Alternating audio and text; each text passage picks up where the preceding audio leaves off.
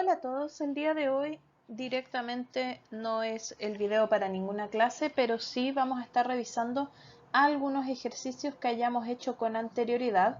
Específicamente vamos a ver los ejercicios del día 20 de noviembre y para eso tenemos que considerar algunas cosas.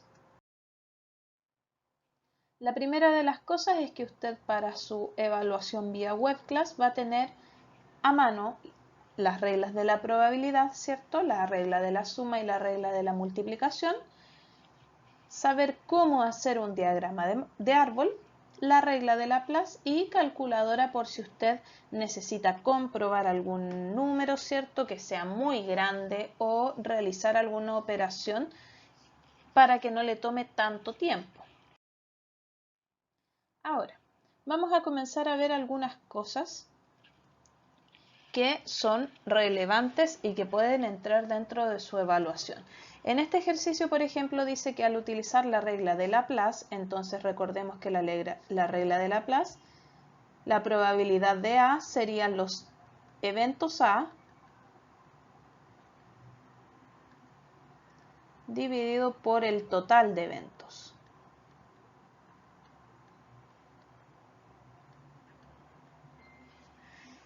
Y lo que me dicen es la probabilidad de ocurrencia de que al lanzar una moneda salga sello es del 25%. Y nos preguntan si es verdadero o falso. Por lo tanto, cuando yo lanzo una moneda, ¿cierto?, al aire, puede ocurrir que me salga cara o me salga sello.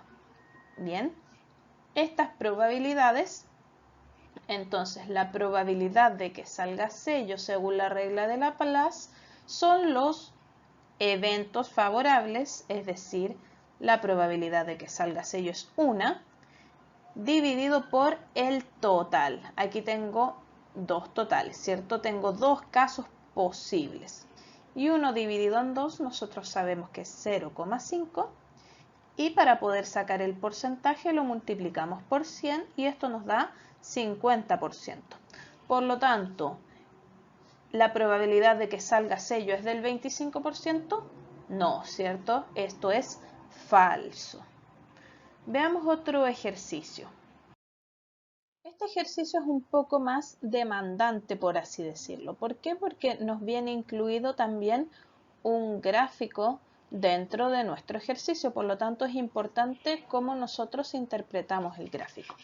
Aquí nos dice que este gráfico muestra la cantidad de animales que tiene un zoológico que están agrupados por clasificación. Entonces tenemos aves, mamíferos y reptiles. Dice que debemos escoger un animal del zoológico al azar y la pregunta es ¿cuál es la probabilidad de que sea un ave o un reptil? Esa letra O va a ser sumamente influyente dentro de nuestros cálculos. Por lo tanto, primero que todo debemos saber que los eventos son independientes. ¿Por qué? Porque un evento no depende del otro, ¿cierto? Que yo saque un animal como un ave no depende de que yo después saque un reptil. ¿Por qué? Porque se sacan los dos, ¿cierto?, al mismo tiempo. Lo siguiente es que esa letra O es sumamente relevante porque cuando hablamos de la letra O es el uno o el otro, el ave o el reptil. Por lo tanto, estamos hablando de la regla de la suma. Cada vez que usted vea la letra O, ¿cierto?, tiene que verificar en el problema y hablamos de aplicar la regla de la suma. Por lo tanto, la regla de la suma me dice que la probabilidad de que salga un ave o que salga un reptil va a ser igual a la suma de las dos probabilidades porque en este caso son eventos independientes. Entonces, ¿qué vamos a hacer? Vamos a calcular la probabilidad de que salga un ave y luego la probabilidad de que salga un reptil. Finalmente las vamos a sumar. Por lo tanto, para ambas probabilidades, tanto la de ave como la del reptil, necesitamos saber el total de animales y también necesitamos saber cuántos animales hay de cada especie. Por lo tanto, vamos a observar el gráfico. En las aves hay hasta esta cantidad, que son 80. Tenemos 80 aves. Bien, en el caso de los mamíferos tenemos hasta esta cantidad, que serían 100. En el caso de los reptiles tendríamos hasta esta cantidad, que son 60, ¿cierto? Y aquí la de los mamíferos me faltó. Ahí está. Bien. Y además tenemos que calcular el total de animales que tenemos dentro de este zoológico. Serían 80 más 100 más 60 y eso nos da 240. Por lo tanto, calculemos las probabilidades. La probabilidad de que salga un ave sería 80, las 80 aves disponibles, dividido por la cantidad de animales que hay en el zoológico, 240. Bien. Y la probabilidad de que salga un reptil sería de 60, porque hay 60 reptiles en el zoológico, en 240. Usted puede simplificar antes o después. En este caso yo solamente voy a quitar los números ceros que están al final. De la otra parte del simplificado me voy a encargar después. Entonces aquí vamos a reemplazar la probabilidad de que sea un ave, sería 8 en 24, más la probabilidad de que salga un reptil serían 6 en 24. Tenemos igual denominador, por lo tanto vamos a conservarlo y los números de arriba tenemos que sumarlos, ¿cierto? ¿Y cuánto nos da eso? 8 más 6 nos da 14.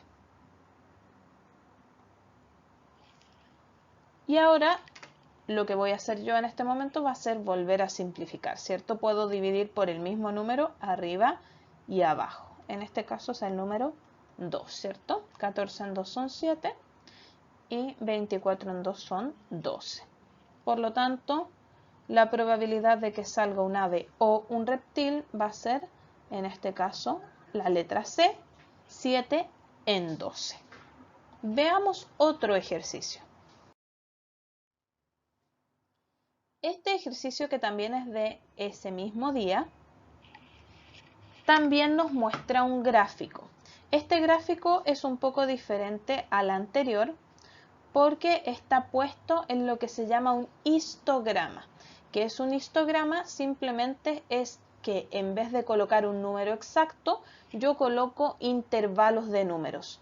Por ejemplo, aquí todas estas 8 personas, cantidad de alumnos, 8 alumnos que están aquí en la primera columna, tienen un puntaje desde 0 a 25 puntos. Bien, todos los que están en esta siguiente columna, estas 15 personas, tienen un puntaje de 25 a 50.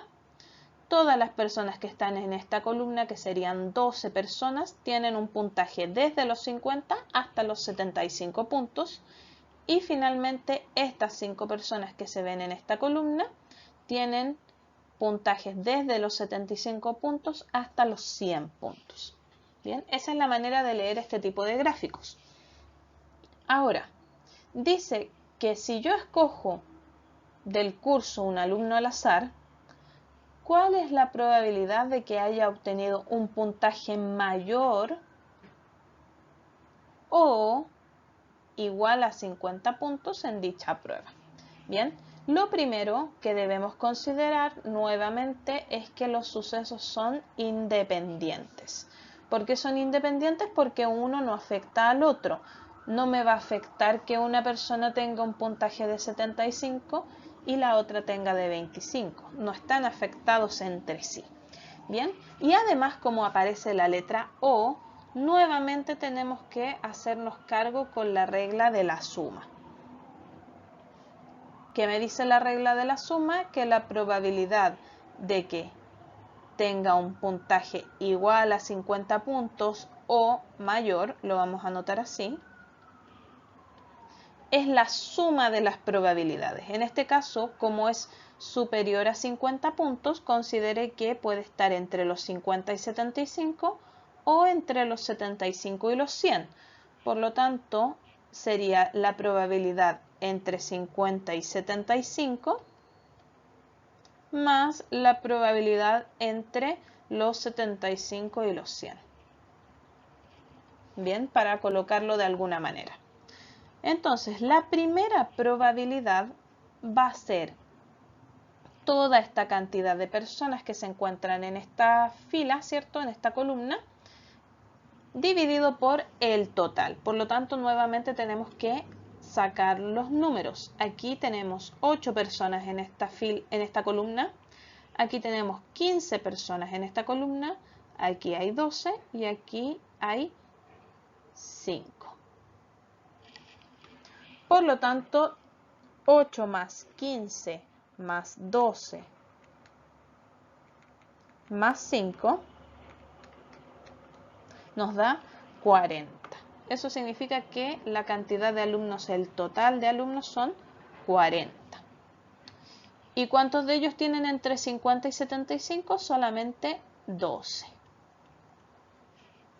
Más la probabilidad que estén entre los 75, que son 5 personas, entre los 75 y los 100 del total. Bien, entonces conservo nuevamente el denominador y los números los voy sumando. Esto nos da 17 en 40. Y específicamente, como no se puede simplificar, la respuesta sería la letra D. Veamos otro ejercicio. Este ejercicio se trata sobre el diagrama de árbol. Bien, entonces si se lanza un dado común 3 veces, ¿cuál es la probabilidad de que la primera vez salga un número par, la segunda vez salga un 2 y la tercera vez salga un divisor de 5? Entonces vamos a ponernos en retrospectiva. Fíjese que en nuestra línea temporal primero debe salir un número par en el primer lanzamiento, después debe salir un 2 y después debe salir un divisor de 5. Lo voy a anotar de esa manera. Bien, por lo tanto significa que el evento divisor de 5 está condicionado, depende de que antes haya salido un número 2 y el número 2 depende de que antes haya salido un número par. Por lo tanto, estos sucesos son dependientes. Dependen uno del otro. Y como dependen el uno del otro, podemos utilizar el diagrama de árbol. Bien, entonces tengo un dado, voy a hacer un cuadradito para no hacerlo completo, y en el dado tengo múltiples formas, ¿cierto?, de que me salgan los números. Tengo el 1, el 2, el 3, el 4, el 5 y el 6. Le puse un 1 de más. Bien, entonces en el primer lanzamiento debe salir un número par. Puede ser el 2, el 4 o el 6. No me voy a enfocar ya en los otros números que no necesito, voy a enfocarme solamente en esos que están ahí. Bien, cada uno de estos eventos tiene probabilidad de ocurrencia de 1 dividido en 6. Bien, que me salga un 1 es probabilidad de ocurrencia 1 en 6. El 2, el 1 en 6 también. El 3, el 1 en 6, porque hay un solo 3. El 4 también 1 en 6. 5, 1 en 6 y 6 también un número 6 entre las 6 posibilidades. Luego de eso, supongamos que me sale un número 2. Y si vuelvo a lanzar el dado, significa que tengo 1, 2, 3, 4, 5, 6 posibilidades más de que me salgan otros números. Pero el único que a mí me interesa es el número 2. Por lo tanto, voy a seguir solamente esa línea. ¿Bien? Por cosas de espacio también, ¿cierto? Si me sale el número 4, fíjese que tengo 1, 2, 3, 4, 5, 6 posibilidades nuevamente, pero solamente uno de esos números sería el número 2. Y finalmente, si me sale el número 6, en el segundo lanzamiento tendría 3, 4, 5 y 6 posibilidades, pero solamente una de ellas es el número 2. Bien, aquí tenemos nuevamente en cada una de las segundas ramas que están con verde, probabilidades de ocurrencia. Hay un solo número 2 entre los 6 del segundo dado, un número 2 entre los 6 del siguiente dado, un número 2 entre los 6 del siguiente dado. Bien, y ahora, finalmente, luego de que me sale el número 2, tengo nuevamente 6 posibilidades de ocurrencia. 1, 2, 3, 4, 5, 6. 1, 2, 3, 4, 5 y 6, ¿cierto? Y con esas 6 posibilidades de ocurrencia necesito los divisores de 5. Es decir, si el 5 lo divido en un número, que me dé un número entero. ¿Cuáles serían los divisores de 5? En este momento tenemos el 5, sería un divisor de 5. Y no tenemos más divisores de 5, ¿cierto? Solamente el número 5 puede dividir al 5 y dejar un número entero. Por lo tanto, en estas ramas rojas que yo realicé, la única posibilidad que a mí me conviene es que salga un número 5 en todas ellas. Bien, esto también tiene probabilidad de ocurrencia de 1 en 6. 1 en 6 y 1 en 6. Entonces, los eventos posibles que yo tendría, según este panorama, es que yo lancé el dado 6 veces. Por lo tanto, tengo, 3 veces, ¿cierto? Tengo 6 posibles casos en el primer lanzamiento, 6 posibles casos en el segundo y 6 posibles casos en el tercero. Esto que está aquí son todos los casos posibles que nosotros podemos encontrar. 6 por 6 por 6 nos da 216. Por lo tanto, ese es mi divisor. Y ahora voy a empezar a investigar cuántas ramas yo puedo utilizar dentro de esta nomenclatura, ¿cierto? Dentro de este diagrama de árbol. Entonces le voy a mostrar con el puntero láser para que me entienda usted. En este caso, por ejemplo, tengo una rama que me lleva a este lugar y me llega finalmente al 5, ¿cierto? En este caso tengo otra rama que me lleva al 2 y me lleva finalmente al 5. Y finalmente aquí tengo una tercera rama que me lleva al 2 y finalmente al 5. Por lo tanto, tengo una rama, 2 ramas, 3 ramas entre todos los casos posibles, que son los 216. Bien, entonces, ¿cuál sería la probabilidad? 3 en 216. Si nosotros lo dividimos, ¿cierto? Nos da, simplificándolo por 3, nos da 1 en 72. Y si eso nosotros lo pasamos a un número decimal, es aproximadamente 0,013. Multipliquémoslo por 100.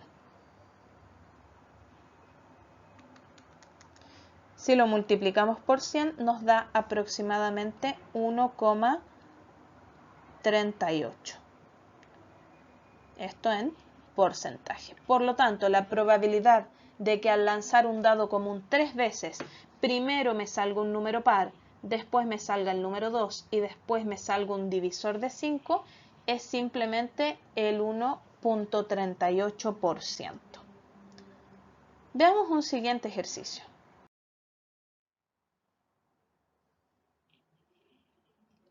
Aquí nuevamente nos enfrentamos a las reglas de la probabilidad y fíjese que dice que hay 60 bolitas de igual peso y tamaño, de las cuales tenemos 11 azules,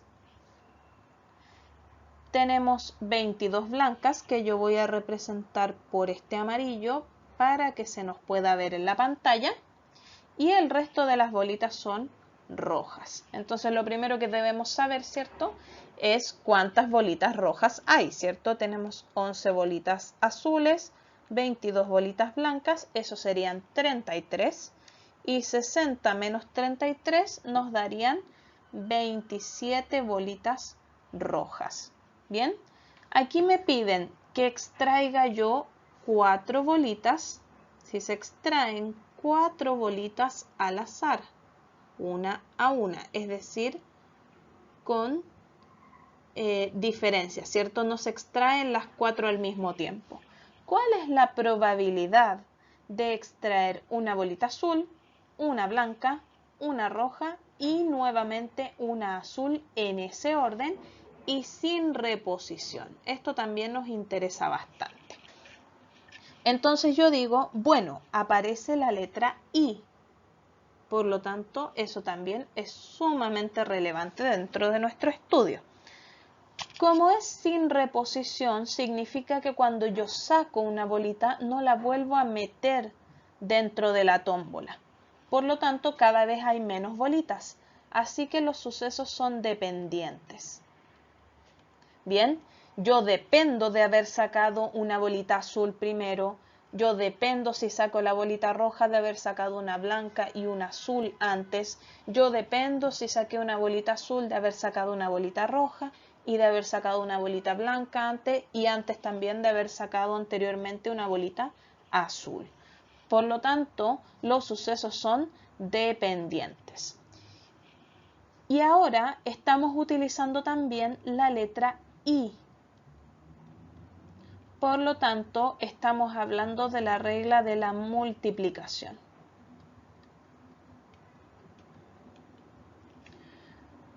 Entonces, lo que vamos a hacer es lo siguiente, decir, bueno, sigamos el orden, ¿cierto? Nos están diciendo que tenemos que hacerlo en ese orden. Primero tenemos que sacar una bolita azul. Tenemos 11 bolitas azules en ¿cuánta cantidad? En 60 bolitas totales, multiplicado por la probabilidad de las condiciones, o sea que ya haya pasado algo anteriormente. Bien, la siguiente bolita es la bolita blanca. Tenemos 22 bolitas blancas, pero anteriormente habíamos sacado una bolita azul, es lo que está representado acá. Por lo tanto, ya no hay 60 bolitas, sino que hay 59 bolitas, porque ya saqué una. Bien, ahora, luego me dicen que saque una bolita roja. Tengo 27 bolitas rojas en total y ya no tengo 59 bolitas porque en el movimiento anterior saqué una bolita. Por lo tanto, ahora no son 59, sino que son 58 bolitas. Y finalmente, ¿cierto?, me piden sacar nuevamente una bolita azul. Pero ya saqué una bolita azul con anterioridad, por lo tanto, primero ya no me quedan 58 bolitas, sino que me quedan 57 bolitas. Y como ya había sacado una bolita azul, ¿cierto?, ya no me quedan 11 bolitas azules, sino que me quedan 10. En este ejercicio en particular, a usted no le piden resolver esta multiplicación. Simplemente le piden realizar este proceso. Por lo tanto, ahora simplemente tenemos que buscar las que tengan multiplicación, es decir, las que sean suma las descartamos, como esta que está acá y esta que está acá. Y ahora debemos buscar el mismo orden. Primero que el denominador no puede ser igual, ¿cierto? Entonces este la descartamos. Y ahora que los números sean iguales, los de arriba, ¿cierto? 11, 22, 27, 10. Esta no es, por lo tanto, la letra correcta en este caso es la letra E.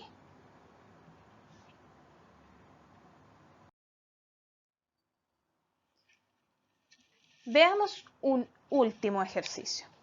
Este ejercicio lo traía para poder hacerlo el día viernes, pero no alcanzamos a realizarlo, por lo tanto lo vamos a ver aquí. Dice que a la fiesta de un colegio asisten solamente alumnos de tercero y cuarto medio. La distribución de hombres y mujeres en la fiesta está representada en la siguiente tabla y se nos muestra la tabla acá, ¿cierto? Si usted recuerda, esta tabla es lo que nosotros le decíamos tabla de contingencia o tabla de doble entrada, ¿cierto? Porque hay unas intersecciones entre medio para ahorrarnos espacio.